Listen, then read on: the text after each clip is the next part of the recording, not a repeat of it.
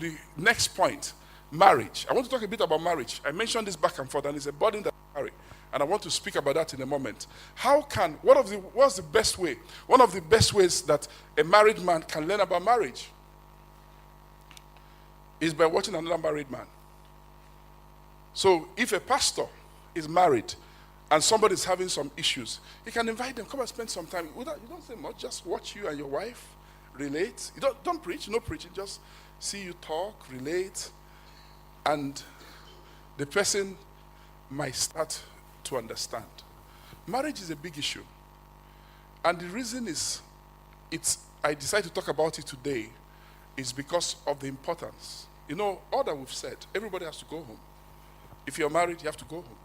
If you don't have a home to go to because it's on fire, your ministry is actually not before your marriage. You have God, you have the man and his family.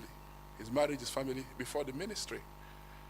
And in the Christian faith, in the New Testament, a man's wife and a man and his wife, they are wearing like a hood.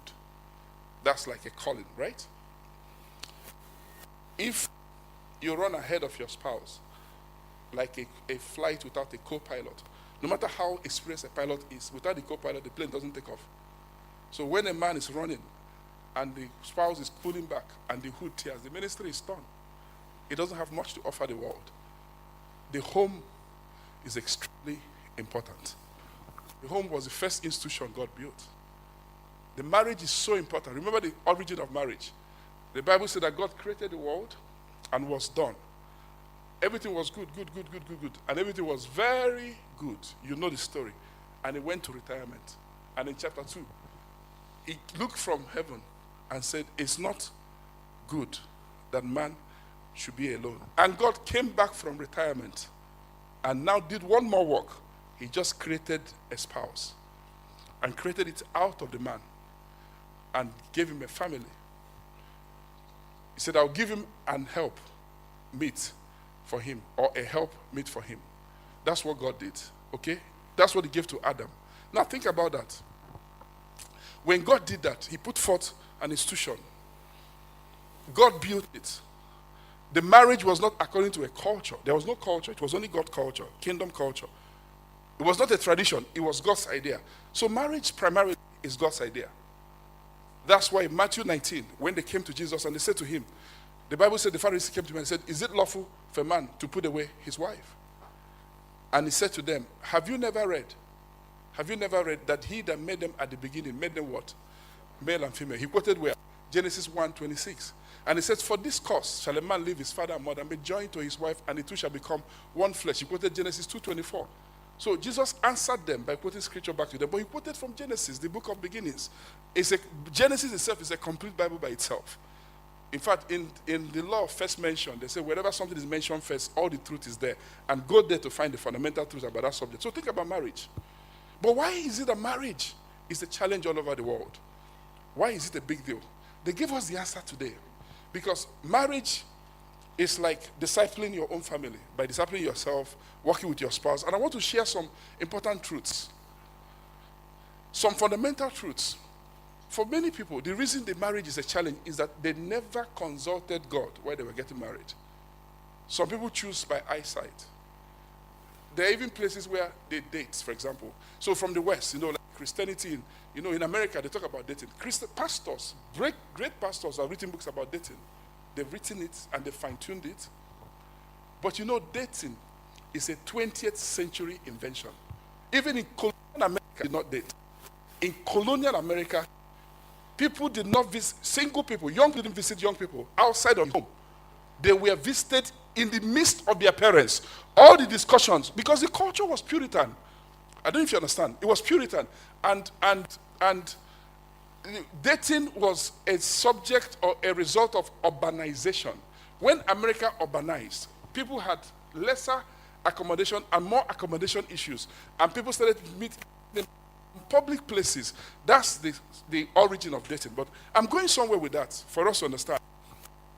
So the challenge is that one of the reasons why the Western world has the highest divorce rates in the world, America in particular, is because when you date, you change partners as often as you desire, Because anything can make you change your partner.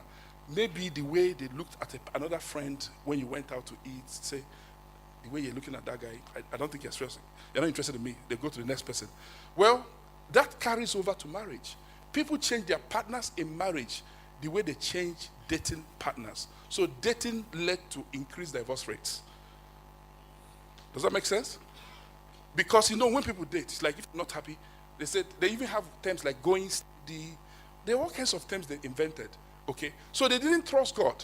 And remember that God is the author of marriage. The author. So you can't say, I'm an Igbo man. We marry according to Igbo culture. That's not kingdom. Now, are there things you can do because of culture? Yes, but fundamentally, you marry as a Christian and as a child of God. And that has many implications. Okay? Some of them we may not be able to touch today, but I'm going somewhere. So what then is marriage? An institution, a holy institution put in place by God. A man shall leave father and mother. A man, not a boy, a man. A man is like a son in the kingdom. What does that mean? We say the definition of a son is a disciple that accepts responsibility for their territory. You heard that today, over and over. A son is a disciple that accepts responsibility for his territory. A man is a man that has developed in various dimensions, spiritually, mentally, socially. Okay? A man shall leave father and mother and be cleaved or joined to his wife, and the two shall become one flesh. So, the marriage is always the beginning of a new unit, social unit in a society. The man leaves father and mother, is joined to his wife. The man is separated from father and mother, is building an independent unit. He can make mistakes, but he's allowed. He's no longer tied to the apron of his parents. The woman, he's joined to another woman, a person, who is no longer taking instruction per se from mother, not rebellion, but is now building a new unit where they're allowed to make mistakes, to learn, to become a unit, a new unit. But why do people have challenges? I've mentioned the first thing that many people do not consult God. They don't ask. They don't allow themselves to be led by God. For the men, because men are visually motivated, they are motivated by what they see. They look at the legs, the long hair, the way the person is. There are many things. Just the nature of a man. Research that a little bit. There are many things. There are many things that make a man, that make them create naked. You see the way that they create naked women in magazines and so on and so forth, because they have understood from studies the nature of a man, his eyes. The man has problems with his eyes. And that's the nature of a man. So even if you're in this room now, for example, and you walk holy, talk holy, and move holily, if you know the nature of a man, you just know you're pretending. Because all men are the same. The only difference is the knowledge of God and the fear of God. The fear that you fear God so much that you just have boundaries around you. All men are capable of all things. There's nobody here that doesn't have the ability to be an armed robber. There's nobody here that doesn't have the ability to be a fornicator, an adulterer. Everybody has the ability. If you don't, you chose not to because of something. Maybe the fear of God. But that should make you tremble. If you know that you're capable. Paul the apostle said, I, Paul, an apostle, I fight myself to keep my body under. An apostle of many years standing. When I read that, I became afraid. That means that you can never become so Christian that you cannot be tempted. My God, that's fearful. Is that not fearful? Oh, that's fearful. That means that until I see Jesus face to face, the battle is on.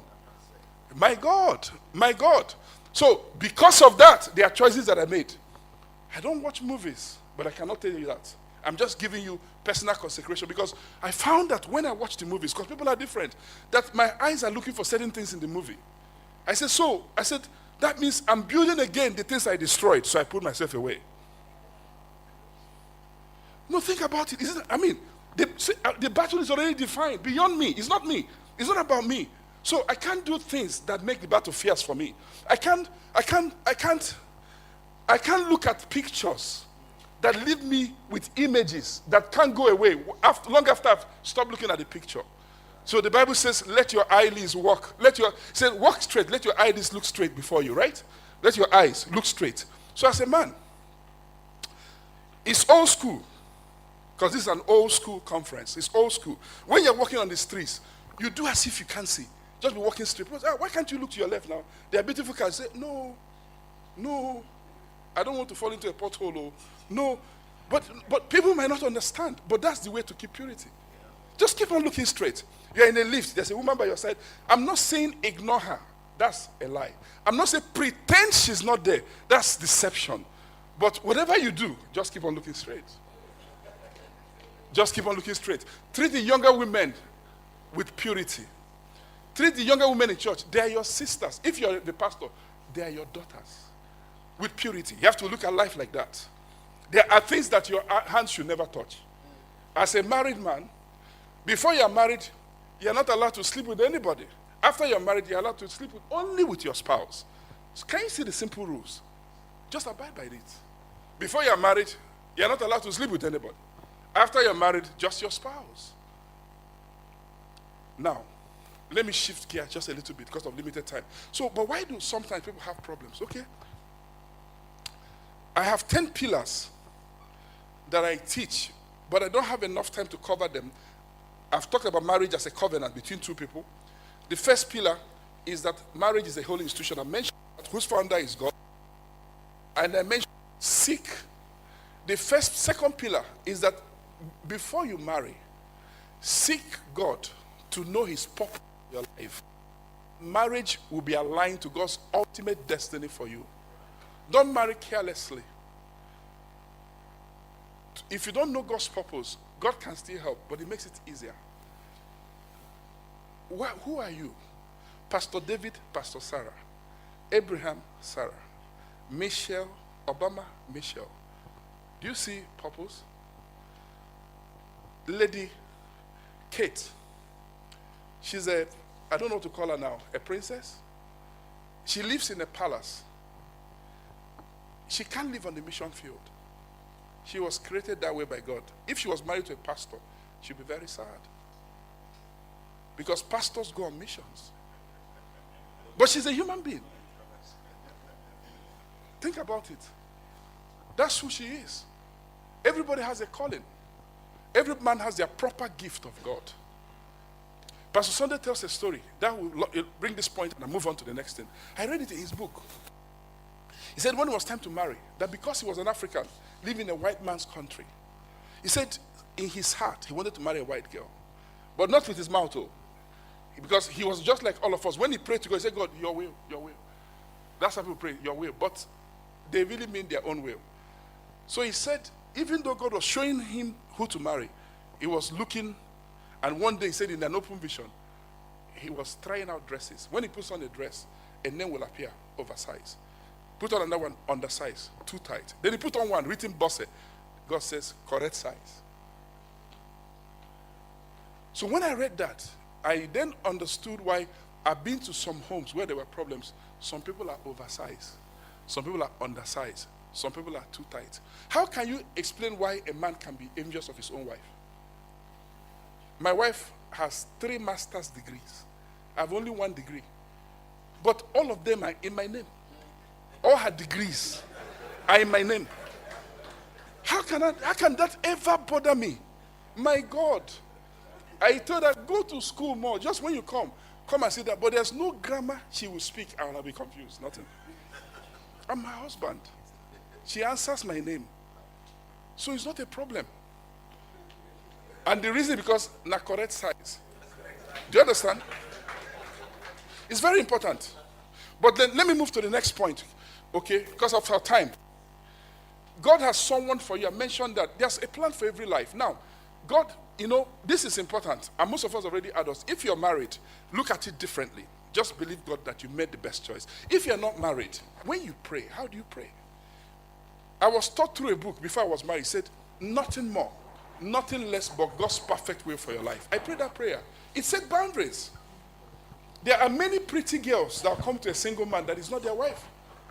There are many good looking, there are people you will be attracted to that is not your spouse. You say, God, but why? God says, I can't answer every question. Just that's not your wife. Just move on. Does that make sense? It doesn't sound.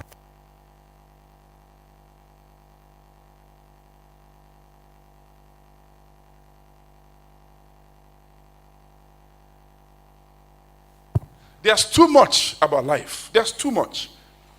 There's too much about life for us to explain everything. But God has a plan for every life. God has a plan. In God's plan for you, you will never outgrow the spouse He gave you. If you choose a spouse for yourself, you can become so successful that you outgrow your spouse. In God's plan for you, everything is factored in. Everything is factored in. Everything. I don't know how to communicate that. In God's power, when God says right size, that statement, He said, a help meet for you, prepared for you. That's loaded. Think deeply about that. Let's go on.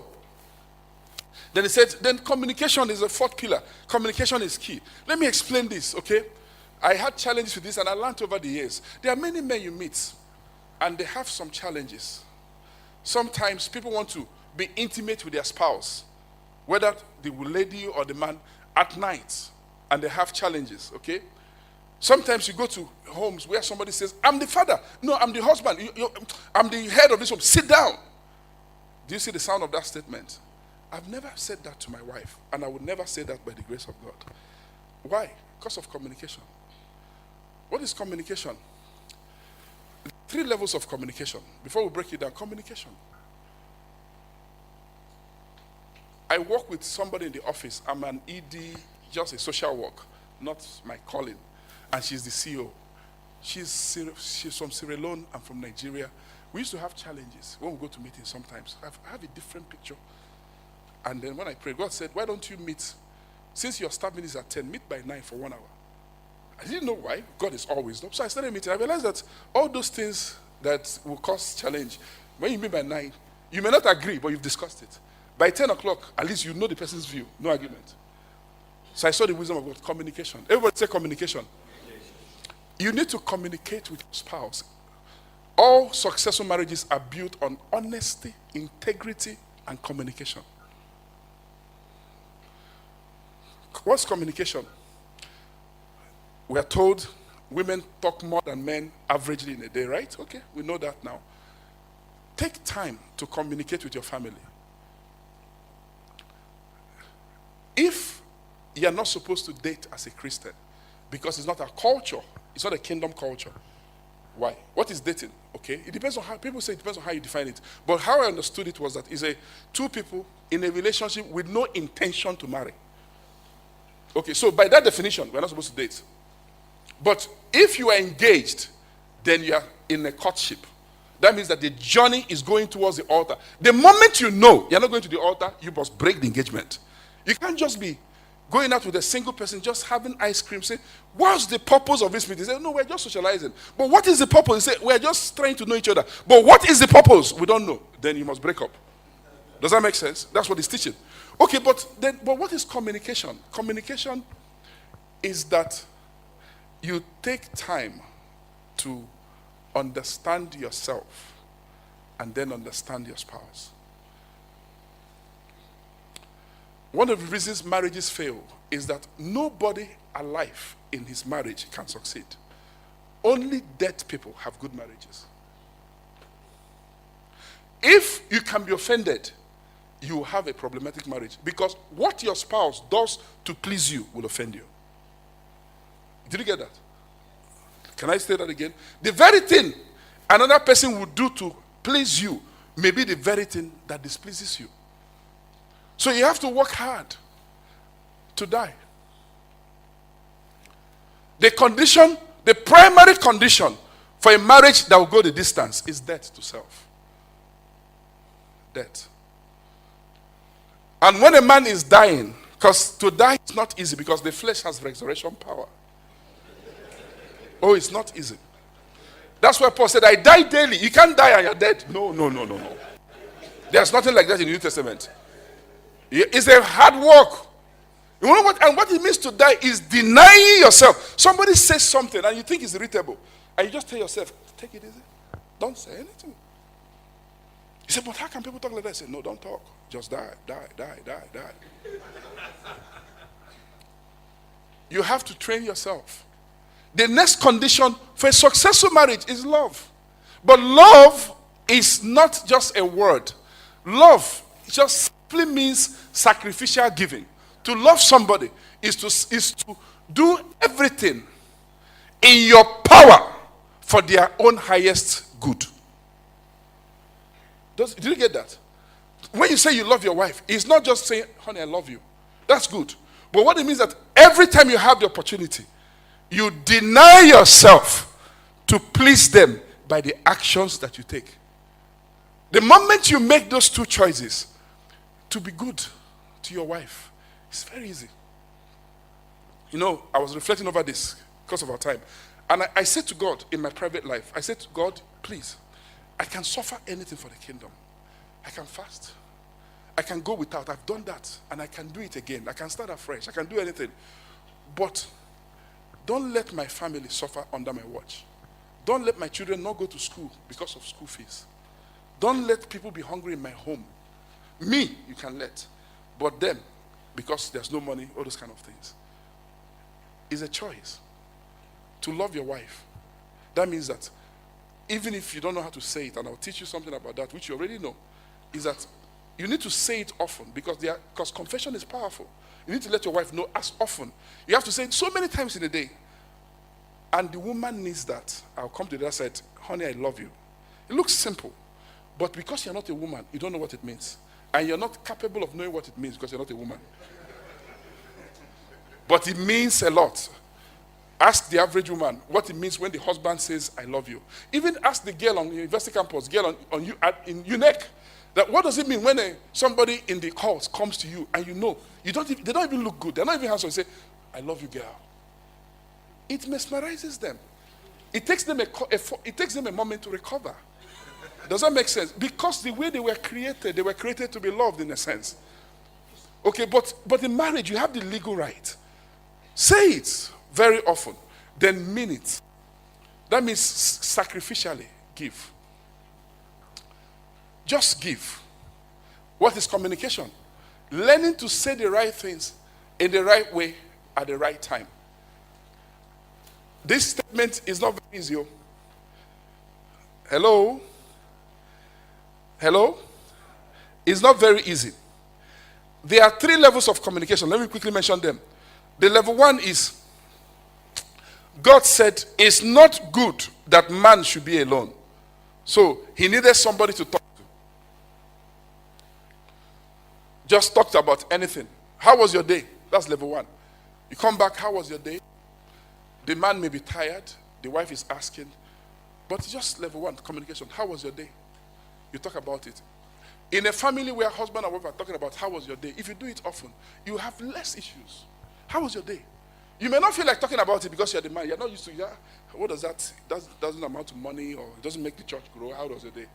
But you have to do it. How was your day?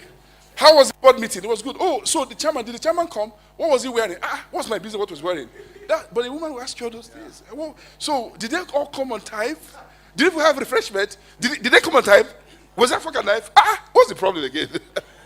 But you have to answer all those questions. That's the death. Saying what you don't feel like saying is dying now. The proof that you're alive is when you say, I'm tired, bring my food, you're talking too much.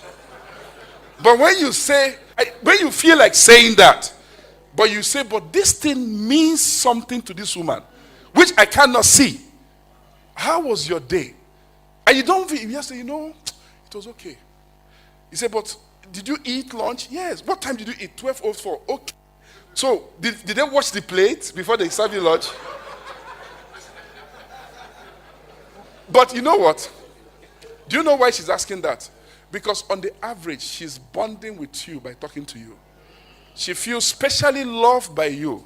That she's the one that has the privilege to be by your side to listen to that. But for you, you're just talking. It doesn't mean anything. But it means the world to your wife. It means a lot. It means that all these people, that are all these good-looking girls that are walking around you, they can walk until they die, but they cannot have this kind of discussion now. That's the meaning, But they can wear all the skirts they like, but they're not your wife. I am your wife. Level 2. Talk about us. For this cause shall leave a man leave father and mother and be joined to his wife. At this level, they are talking about what you have in common. What about the children? Where would they go to school? This is what makes us two. Two shall become one. That's level 2 of communication. It's not just how was your day. It's about us. And the final level is that they were naked, but they were not ashamed. That's intimacy. That means it's not just because you're in the bedroom at this time. No secrets. Your wife starts to tell you how she grew up and the things that happened to her in her growing up years, because she's now taking the risk of trust. And you are taking the risk. You're sharing, you are the pastor, you are apostle, and something happens, you're afraid. The whole church does not know, but your wife knows because you told her. I said, I was afraid. Oh, it's intimacy. They were naked. They were not ashamed. When couples relate like this, being together in the bedroom is effortless. But you know, many men don't understand this. That they come in the night, they want to have intimacy or sleep with their wives. They just say, you, come here. They say, I'm an Igbo man, don't you know?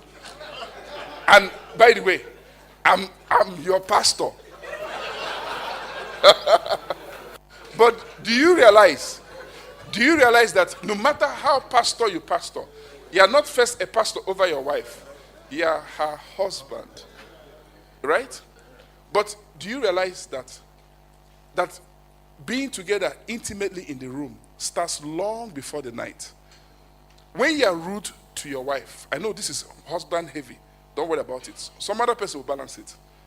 Because everybody has their, this is my time. When you're rude to your spouse, to the woman, her whole system is closed against you. And you don't understand. She doesn't want to see you in the room. Yeah, in the room, because a man is visually stimulated. Man, there are people, I've heard the story of a man who had more than one wife, Zimbabwean, and they were burying one wife, and he was making love to the other wife, where people are still in the compound. Only a man can do that. Because the nature of a man is he's visually stimulated. Listen to this. Listen, I'm almost done. I'll move to the next point. When a man offends his wife, on the average, the wife takes a long time to recover. When you say, okay, I'm sorry, it's okay. You say, okay, come now. He said, no, I've forgiven you, but let me recover. But the man is ready to go. He feels that nothing happened. Because a woman is a warmed man. A woman is deeper than a man on the average. It's important to know that. You see the average sister in church, they are so deep that only God can really understand them. If you're a pastor and you talk to people, you counsel, you'll find out that that little sister is very deep. They're not saying much, but they are very deep. God made them that way. But a man is abragada, right? You know, we're just aggressive, but the depth may not always be there. So take time to communicate. Be nice throughout the whole day on both sides. Just be nice. Be polite. Learn to talk. A man that cannot talk, a woman that cannot talk, cannot have a good home. But you see, when you love your spouse, when you love a woman, it's clear. It's so natural for a woman to respect that man that loves her. Now, these are perfect scenarios. What about if you're a marriage with a problem? Then the pastors here, Pastor Nob, Pastor Dubus, they deal with the problem issues. Do you understand? Because if it's not normal, it needs a special solution. Everything I've said is normal. Remember that there was marriage in Genesis 2. In Genesis 3, there was a problem. Okay? So let's go on. Then number 5, if you want to have a good marriage, pursue the kingdom of God. Make God's kingdom your highest priority. You've heard that. Make God's kingdom your highest priority. Make it. Let your spouse see it. Take time. Love God. Teach love to your children. Communication again. Pastor Andrea and I had conversations last year. I don't know what she said, but even if I was doing it small, I went home and I practiced it more. I go out with each of my children. They're very young. The oldest is 12, going to be 13. I've been married 15 years this year. So he's going to be 13. I go out. Just me and him will talk. The other one is 11. I take him out. He's a boy. We just go out to do stuff. The girl, she has her own time. And then my wife has her time. It's not about the bedroom, her time, where you talk about anything. Everybody has fears, concerns. Nobody will share their concerns with you except they trust that you're interested. Does that make sense? People have issues. Your spouse can live with you for 100 years or 30 years and never tell you certain things because you were never ready to listen. It happens to many people. It's when they have a crisis and it be as if it's not overnight. People will say, where is this one coming from? Let me tell you something. I've listened to testimonies of older men who were telling their parents what happened in their parents' home, how they were molested, do you understand? And they never knew that. You know why? There was no time to listen in that home. Your domestic staff is molesting your son, and he grows, and we are hearing when he's 45. But it happened under your nose because the atmosphere of communication was not there. I have family meetings now. Family meetings, serious. We have everybody talk. What's your own? What's your goal in 2015? 9-year-old, she will share her own goal. It may sound like childish, but that's her goal. You have to accept it. You then work with the person. But it makes a world of difference. I'm not waiting for something bad to happen. But the reason is because I'm pursuing God's kingdom. Let's go on. Okay. Then the sixth one is very powerful. My time. Okay. Understand the power of words. Words. Apart from God, if you ask me, what do you fear most on earth? I fear words. Words. Kai. If we knew the power of words, each of us would speak sparingly. My God, words. Tremble over words. I've said it before. Let me give an example. If you want to cause stress for yourself, just speak stressful words. You become stressed. If you want to be angry, just say angry words. Just say somebody, you'll be surprised the impact on you. Oh, 15. Is that 15 or 5? It's 15, right? Okay, thank you. Is that correct? Okay, 15 minutes. Thank you. Just reflect over that. Words, the power of words. He that is slow to anger is better than the mighty, and he that ruleth his spirit than he that taketh a city. For me, it's a struggle. He that is slow to anger is better than the mighty, and he that ruleth his spirit than he that takes a city. It's very powerful. Reflect over that. Vocalization, somebody taught me last year. It says, saying the right words at the right time in the right way.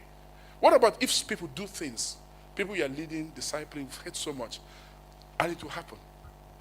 Did you hear Pastor Andre's story? The man, the first year, he said the man was not listening. That means for an entire 12 months, you're working with a person that didn't listen to you.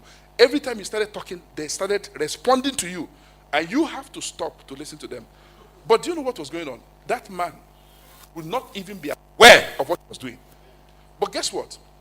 If he had not worked hard and he was angered by it, that man will not only not be a Christian, he will have lost an important member of his team, not just the kingdom. But the man took 2 years. So I said to myself, are there people in my life I blew away? Because, there are times when you are anointed, you are called, you can feel the unction. I tell you what, don't rebuke people under the unction, because it will be as powerful as a prophecy too. Do you understand? People have told me that don't talk to us when you're not happy. That the impact of the words, they are too heavy. They stay on us as if you laid hands on us long after you have forgotten. I didn't get it. I was just thinking, why are you disturbing me? But I found out that when a man is anointed, he's not unanointed, he's anointed. If you laugh, it's part of the anointing. When you rebuke in anger, the anointing will stay. Does that make sense? Words are heavy. My God. Words. You have to work hard. The anointed men in the house, they know. You have to go to the room, calm down, call people. And by the way, because you are anointed, even your small correction is very powerful. Just say, that thing you did, it's not okay. Do it again. That's very powerful. Because you're anointed. Words. If I was the devil, and I wanted to destroy somebody, and I know that this man is anointed, what do I have to do? Don't speak. I just provoke you. And you say some things. Because I know you're a Christian, I know you repent. But when you repent, do the words cease to exist? It's not easy to call back words. In fact, you have to know that you need to call back those words. Because when you say, you will not be good for you. You're going to struggle this term. Since you don't want to do your homework, you're going to struggle. Is that not a prophecy? Don't negative. They are going to struggle. And you're prophesying, So when you feel like saying that, you have to turn around and say, hey, This term, you will not struggle in Jesus' name. Yeah, so I'm telling you the truth. Words are powerful. Okay, because of my time, let me rush. Words. What about trust? All successful homes are built on trust. Trust. Everybody say trust. What is trust? I'm in Enugu. My wife is not in Enugu. How does she know that everything is okay? How does she know that no female entered my room throughout this week? It's based on trust. That my husband is a servant of God. He fears God. How do I know where she is? That she's still my wife, not somebody else's wife. It's trust. That she is a servant. Trust. If you take away trust, the home fumbles. If a man is going to London and he calls the wife says, "Where are you now?" You know, some people, that's the problem. Okay, where are you? Okay, you said you left the office by 8. It's not 10. You're not home. Where are you? What are they saying? No trust. He said, okay, if you are where you are, give the phone to the driver. Let the driver confirm.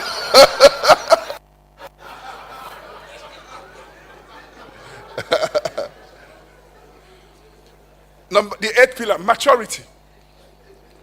Maturity. Everybody say maturity. My time is almost up. You're using my time to laugh. Stop laughing.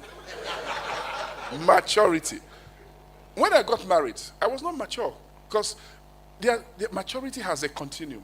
People are different places. When I was growing up, if I'm not happy, I don't talk. But that was childishness. Because a leader cannot stop talking. A father in a home cannot stop talking. I mean, think about it. The temptation is there. In fact, maybe you practice it. Because it happens, you're human. But notice what happens when you do. The whole place, bafuka. Because your wife cannot say, honey, talk now. What's the problem now? Is it because of what I said? Why would you talk like that? But maturity is that despite those things, you keep on talking. Keep on communicating. Paul said, when I was a child, I behaved as a child. I thought as one. I acted as one. But he said, when I became a man, I put away what? Childish things. If you're going to have a good home, become a man. Always have direction for the home. When you don't know, seek God's face or have a meeting. Say, I'm praying. Let's find out what God is saying to us. But take responsibility. Accept responsibility for the children God gave you. They're your heritage. It's a gift. You must make sure they reach the end of their journey. Your wife, as the man, you must unlock her potential. I used to say to God, I want to, in my home, that when my wife prays, let her say, thank God for marrying this man. It's a process. And she now tells me, I said, do you pray for me? She said, yes, I pray. I thank God every day for marrying you. It's not because I'm perfect. It's because I've been willing to practice what I'm hearing, to lay down my life for my family, to be somebody that is trustworthy, to be careful what I say. My spouse knows that now she tells me, I don't ask anything from you except I really mean it, because anytime she makes a request, I go out of my way. And most people that understand love understand what that means. Because she says, oh, I want a goosey. Maybe bring this for me or something. I say, okay, no problem. Whatever it takes. Let's practice maturity. Number 9, living. We're almost there. Living. You live. You live to cleave. You live. You understand that? That's part of maturity. You live. Leave your home. A man shall leave father and mother. Don't be comparing your wife to your mother. That means you didn't leave your mother. Don't do that. Don't compare your wife to any other woman anywhere in the world. Build a unique home. Respect her. Obviously, you can never have a situation where something happens in the house and you're now settling issue between your spouse and a staff, maybe like a domestic staff. So, okay, you tell your side of the story. You can't do that. That's undoable, whatever word you want to use. The moment your wife is always right, except in the bedroom, you say, honey, but you shouldn't have said that now. It's not necessary. I'm here. I'm your husband. Don't worry about that. If that happens, let me know. But you can't say that in front of people. Say, okay, yeah, well, so what? Nothing happened. In fact, if somebody must go, you know who is going now. Not your wife. Right? She's your wife. You have to honor her, even when she's wrong. You can correct her quietly. You have to show her that you are willing to lay down your life for her. You live. There are many homes that the biggest challenge they are facing is people are not willing to live. But there's a price in living. But you must pay that price. And then cleaving. which is the process of becoming one. That's the 10th pillar, to cleave, to become one. It's a lifelong process to become one with your spouse. Remember what I said as I begin to summarize. Die to yourself as a leader. Now, for the women who are here, man has a conquering nature. They are project-oriented. Celebrate your husband as a king. Make them feel like kings as they make you feel like a queen. A great home is a home where husband and wife can sit together. Your wife should be your best friend. If she's not today, start to prophesy that over yourself. It's your girlfriend, your friend. Make her your friend. Take time to look after her, to know her. Spend quality time with her. It's your friend, your girlfriend. Have discussions. Listen to her. Make it a project that you will have a home that works. A project. That means that one of my goals in life is that my home is a place where champions are made. Does that make sense? You have to leave a legacy. Remember the uniqueness of every child and the uniqueness of your wife. The men that are here, women are fragile. They may look strong on the inside, but that's how God made them. Treat them with dignity. Try your best. It may be difficult not to be angry over your spouse. They will do things that anger you, but don't speak that over them. It's hard, especially if you're African like we are. But make it a goal. You can achieve the same result, make the same communication. And that's what he defines as dying. But more importantly, your wife is your girlfriend. I hope you know what to do with a girlfriend. You don't date. Listen. You don't sleep with anybody when you're single. And when you're married, you sleep only with your wife. See, two simple rules. They do the boundaries for the rest of your life. But how do you achieve that? Purity. Purity of the mind. What do you read? When you're alone, what do you think about? Have the boundaries, right? Don't let your eyes wander. Train yourself. Retrain yourself. Read the right materials. Huh? The movies too. I mentioned it to them. I said to them that I can't preach it to you even in church. I said, but when I found out, whether it's, I go to movies with my wife, I will sleep off because I was tired. But I always wondered, how can she watch all this? I asked her, women, don't you ever get distracted with men? How can you be watching movie? I'm surprised. Women are different. Because the way a woman loves a man is a long process. The way a man loves a woman is lost. It's not love. You just see one, you just follow her. So you have to watch what you're watching. Does that make, the women are different. You can't follow them and be watching movie. I'm telling you. Do you know that a woman is not moved by a naked man? They say, no, he's coming naked, but I don't know who he is. But show a naked woman, let a naked woman come to this room now and measure sanctification in this room. You'll be surprised. You'll be surprised. You'll be surprised the movies that go on in your mind. Nobody might see it, but it's a scary thing. It makes you afraid for yourself. You will tremble on the inside. You'll be afraid. It's like, my God. So after all these years of fasting, of praying, all these sermons are preached. So this is what it takes to go to hell? Just like that? No, it's a scary thing. So the man must protect himself. The final point I want to make, because there's so much, but there's limited time, is that women, one of the mistakes Christian women make is that they use sex as a game in the home. They say, I'm not happy. My husband is not going to touch me. He's not going to sleep with me. But men are like children. If they're not satisfied at home, they'll find it outside. Except those that have the fear of God in them. And even some of those that have the fear of God in them may be feeding their eyes without committing an action, which is still sin. I might still find it. So this is what I tell. The last time I was, I visited my wife and children that I brought for a season, and the way the house is built, women are very conscious. So my wife is very careful. So when I was going, I preached her a long sermon. I said, even though I serve God, I fear God, I said, but that belongs to me must belong to me. So all this one. So when I got back, so the last time I went, she bought a lock for the door. But I'm going somewhere with this. If you build the right atmosphere and you're content at home, it becomes a form of protection for you outside. Because when a child is fed at home, when they go out, they pick food. They're not as hungry anymore. When a man is content at home, the temptation is not over. Don't pretend. But it's less likely. He's content. Their bedroom life is healthy. Pastors, you have to read books. What it means to be passionate with your wife and vice versa.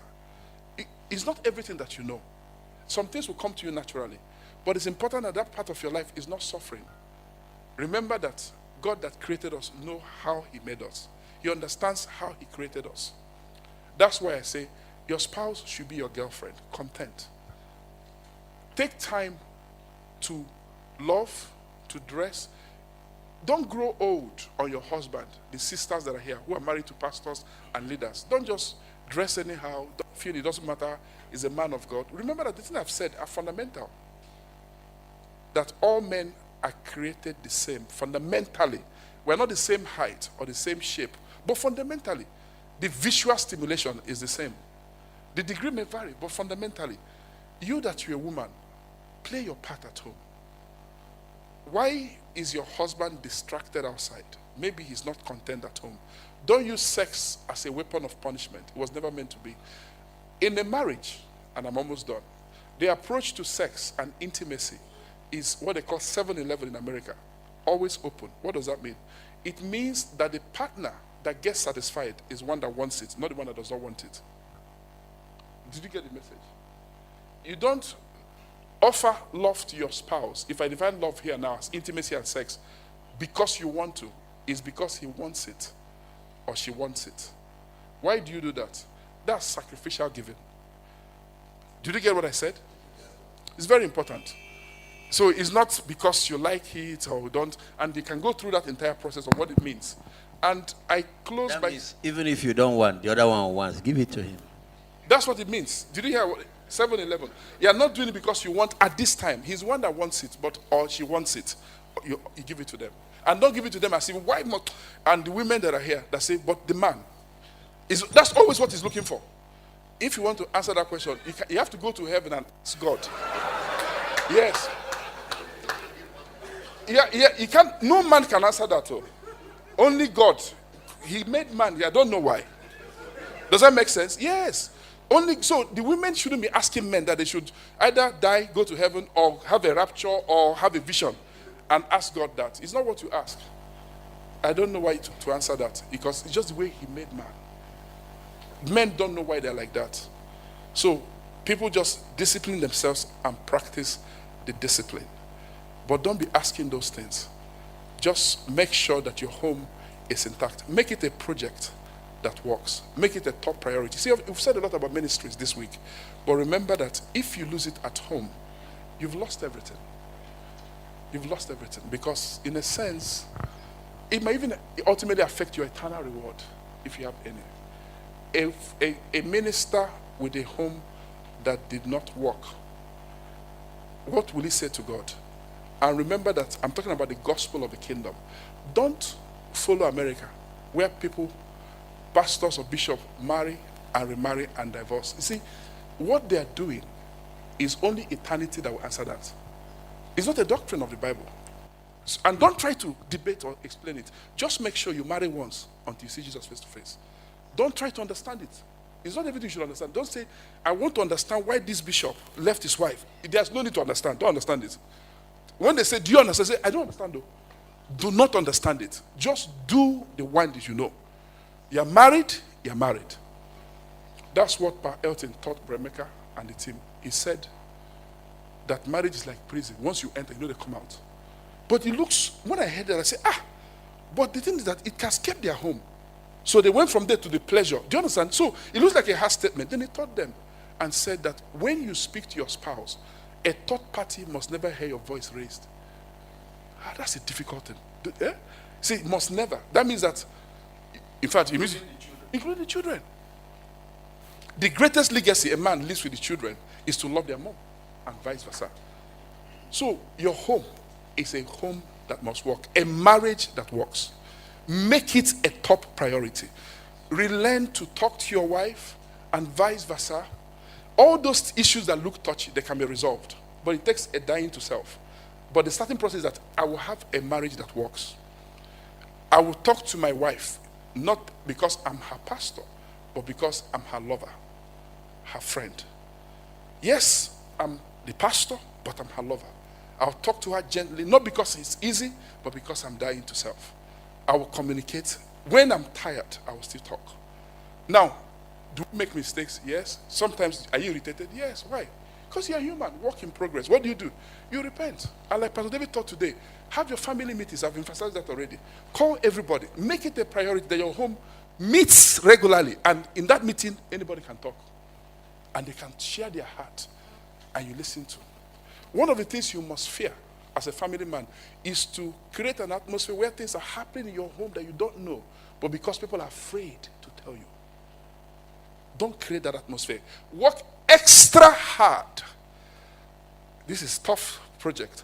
That your daughter, that in the worst case, if it ever happened, it's not my prayer, that she went outside and messed up, got pregnant, that the first person she will tell is the father. Daddy, it don't happen. No. You told me, but I missed it. It means that you have achieved something. That means she trusts you intimately. She can share her worst situations, her nightmare with you.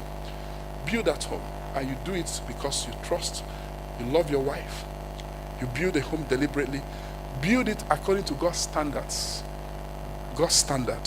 One man, one wife. Husband, love your wife as Christ loved the church.